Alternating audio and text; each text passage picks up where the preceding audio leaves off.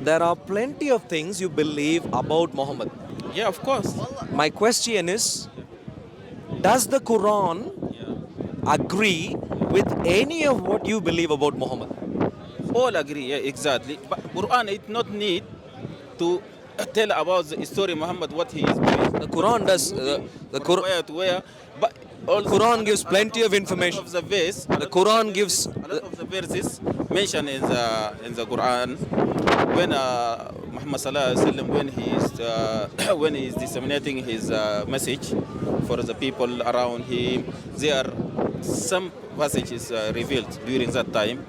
Also that some verses there mention a lot of. Abdul, please listen to my point.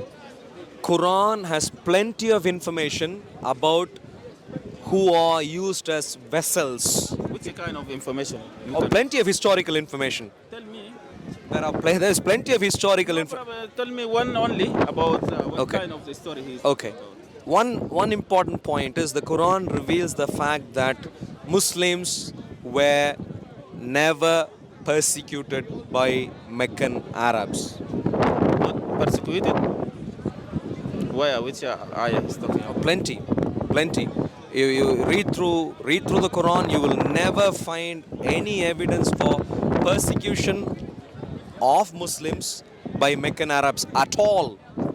As a matter of fact, Meccan Arabs aren't even spoken about in the Quran. No, a lot of verses spoken. Where? Which one? When the messenger. In academic studies, one of the most striking observations about the origins of Islam is the absence of any explicit reference in the Qur'an to the persecution of the early Muslim community in Mecca.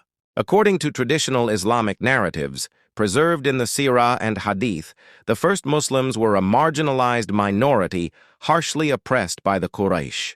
Stories such as Bilal being left in the desert with a heavy stone on his chest, the Yasir family suffering under torture, and the migration to Abyssinia as an escape from violence have all become central to the collective memory of Islam. Yet, when we turn to the Quran itself, not a single verse directly recounts this persecution by the Meccan Arabs. This silence raises an important historiographical question. If these events were so crucial in shaping the identity of early Islam, why does the primary sacred text fail to mention them? Many scholars interpret this omission as evidence that the Qur'an was never intended to serve as a historical chronicle, but rather as a compilation of liturgy, sermons, and theological reflections. Patricia Crone and Michael Cook, for example, in their influential work Hagerism, argue that the Quran provides almost no factual information that can be used to reconstruct 7th century Islamic history. In their view, the narratives of persecution and the biographical details of Muhammad emerged much later through the sīrah and hadith traditions, not from the Quran itself. In other words, the Quran's silence on such foundational episodes suggests that the text functioned primarily in a theological and liturgical capacity, while the historical framework was added by subsequent generations. In the field of historiography, such omissions are often referred to as silent evidence or the argument from silence. Silence itself carries meaning.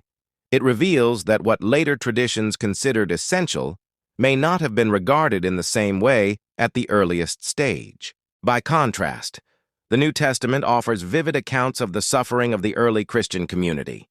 The stoning of Stephen, Paul's imprisonments, and the persecution of believers under Roman authority are all recorded with clarity and can often be corroborated by external sources. This illustrates a fundamental difference in the character of the two texts. The Quran functions primarily as a religious and liturgical work, whereas the Bible also carries a strong narrative historical dimension that opens it up to historical testing and verification. Verses spoken. Where? Which one? When the messenger.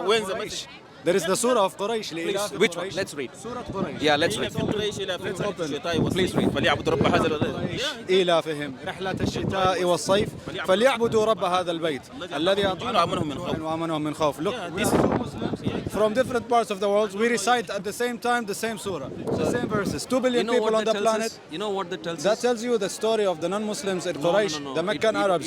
It only tells us that you have memorized well and recited well. understand. We No, understand. no. Just no. Hold on. No, you At said ten- Muslims I'm are not explaining to you. persecuted. You I'm said that. explaining to you. Can we go through the details?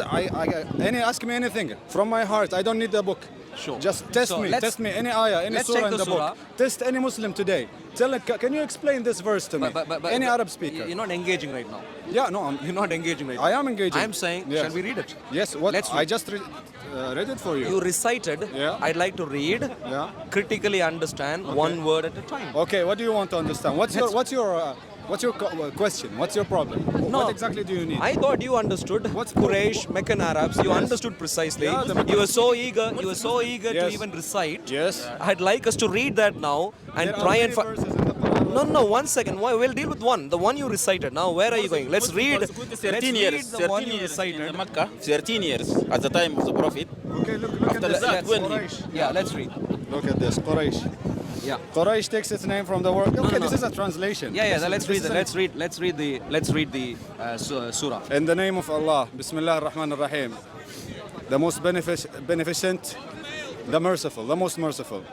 For the taming of Quraysh, for their taming, we caused the caravans, the qawafil, the ships, the camels used to do for trade between Sure. Mecca and the Levantine. No. Wow. Excuse me. Don't read in. I just want you to read. Okay, I'm Yeah, because explaining to you because you say You I'm can't not- explain what is not here. You know what the meaning of the word explanation is? Okay, Explanation. If it says, okay, let me I'm tell the you. question Let me I tell asked you, one thing. Abdul. No, If one it says second. the caravans. Excuse what me. What do you understand from the word caravans? The word Caravans, yes, caravan. Okay, explain this to me. Did you say this already? Yes, it's Calm down. I know you asked me a question. Okay, explain to me. What, Yeah. You asked me, yeah? Good, thank you. what is caravans? Please answer. Are you repeating now? No, just answer me, please. Are you repeating right now? Please answer. Cool, thank you. Caravan is just a group of animals and associated carts which are going on together like a train, let's say. That's nothing about Mecca, nothing about Medina, nothing. No, going as a train. It's just moving together. Here. It literally says here. Where is the word Mecca here? Quraysh, where did Quraysh live? Wow. Where is the word Mecca here? Oh my God. Okay, if I say, Where is the word Mecca here? I say Did you- Nigerians, where the Nigerians are based? Abdul, did you understand my question? Nigerians in I China. asked where is the Where is refer. Nigeria? Where is the Excuse Nigerian me, people? sir. Excuse me, sir. Brazil. Excuse me, sir. Quraysh, where is Quraysh? I am sure Quraysh, you think the you are Arab very. tribe. Where? Where is Quraysh? Where is Quraysh based? Who at? knows? Who knows? Do you know historical resource concerning them? Go read a book and then Which come. one? Which one? Any history book. Which one? History 101 for 8 to Which 9 one? years old children. Which one? History 101. History 101. Yes. So in other words, For 8 do to we 9 agree? years old Do we? children, read it in the schools. Abdul, and you'll understand can more I about can the I history. can I than please you're take? saying. Can I please? So this is indoctrination. I told you earlier. Islam is a system of indoctrination.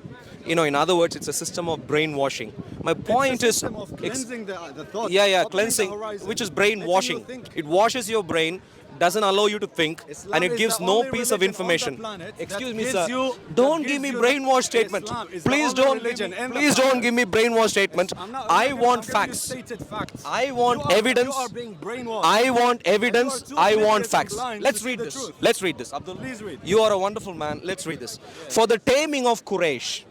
The word Mecca doesn't show up yet. The taming of Quraysh. Quraysh, the tribe For their that is his brainwash idea. Finish, then I will. For their taming, the caravans to set out in winter and summer. Does not talk about from where to where, what the geography of the people here is at all. So let them worship the Lord of this house. Which house? No one knows so far. No one knows so far. Unless we find evidence to support what we are reading, he's just giving us brainwash statements. You can laugh all day long, but unless you give me evidence, you haven't given any evidence.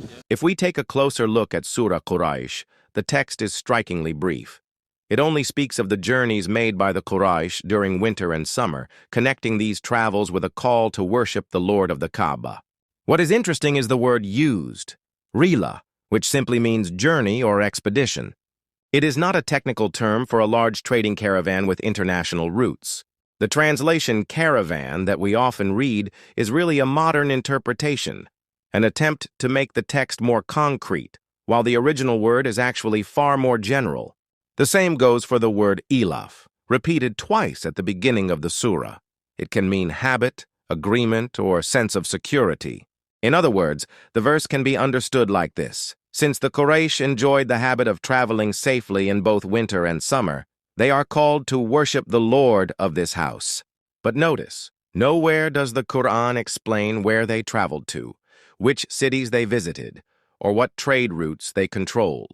All of those details only appear later in Islamic tradition, through the sīrah and tafsir, that retroactively insert the grand narrative of Meccan trade into verses that are, at their core, very simple. Historically, this raises a serious problem.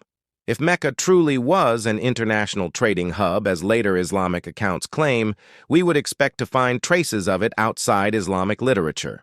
Yet Byzantine, Persian, Jewish, and Christian records, often very detailed when it comes to Arabian towns, never mention Mecca or the Quraysh at all.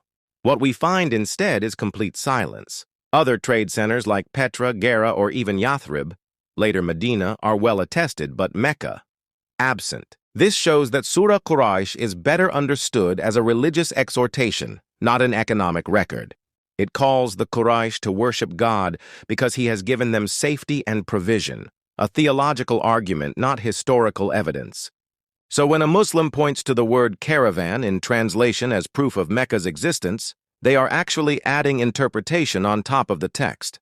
The Quran itself does not name any city, does not mention Mecca, does not identify trade routes. It only speaks of journeys. In other words, caravan here is not historical evidence, but rather a reflection of how translators and commentators have tried to fill the silence of the text.